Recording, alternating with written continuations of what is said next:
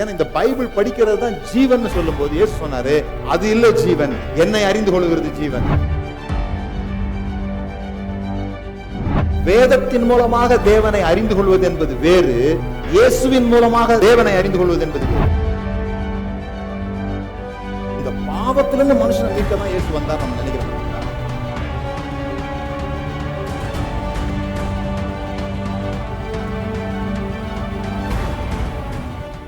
சிறு வயதில் ஒரு விழாவுக்கு போயிருந்தேன்.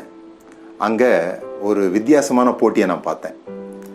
அதாவது எல்லாரும் ரன்னிங் ரேஸ் பார்த்துருப்பீங்க, அல்லது லெமன் அண்ட் ஸ்பூன், இது மாதிரி எந்த போட்டியாக இருந்தாலும் முன்னோக்கி போகிறதா இருக்கும். ஆனால் அந்த போட்டி பின்னாலேயே நடக்கணும். பின்னாலேயே நடந்து யார் முதலாவது போய் அந்த கோட்டை தொடுறாங்க அப்படிங்கிறதான விளையாட்டு.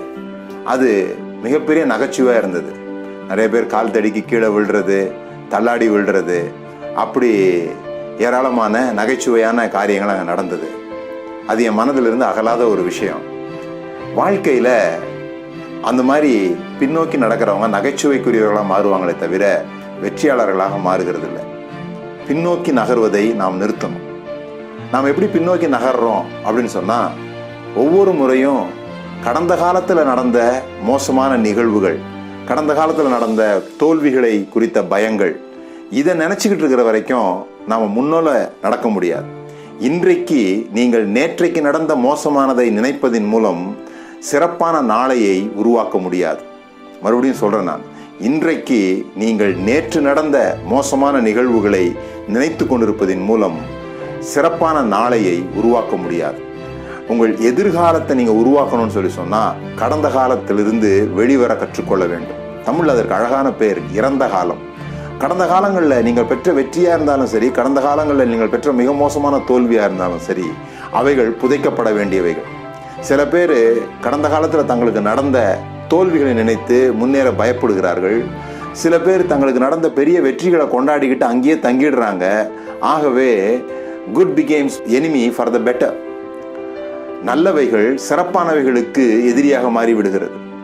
நீங்கள் இன்னைக்கு என்னவா இருக்கிறீங்கன்னு தான் உங்களுக்கு தெரியும், ஆனால் நீங்கள் என்னவாக மாற முடியும் என்பது உங்களுக்கு தெரியாதது.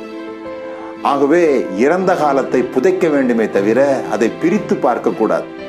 இறந்த காலம் இறந்த காலமாக இருக்கட்டும், அவைகள் நாற்றம் எடுக்கும், அவைகள் நாரும். ஆகவே அது பக்கமே போகாதீங்க. உங்களுடைய கடந்த காலத்தை மறந்து, பவுல் சொல்லுகிறது போல, பின்னானவைகளை மறந்து முன்னானவைகளை நாடுங்கள். ஏன்னு சொன்னால் ஆண்டவர் சொல்கிறாரு, முந்தினவைகளை நினைக்க வேண்டாம், நான் புதிய காரியத்தை செய்ய போகிறேன் அப்படின்னு சொல்கிறார். உங்களுடைய வாழ்க்கையில் கூட முந்தினவைகளை நீங்கள் நினைத்து கொண்டிருக்கிற வரைக்கும், பழைய காரியங்கள்லேயே உங்களுடைய எண்ணங்கள் உழண்டு கொண்டிருக்கிற வரைக்கும், இறந்த காலங்களை புதைக்காத வரைக்கும் எதிர்காலங்களுக்கு வழி தெரியாமல் போய்விடும். உங்களுக்கு சிறப்பான எதிர்காலம் இருக்கிறது. அதை மட்டுமே நினையுங்கள். என்ன நடந்தது என்பதை அல்ல, என்ன நடக்க வேண்டும் என்பதை நினையுங்கள். வெற்றி உங்களுக்கு.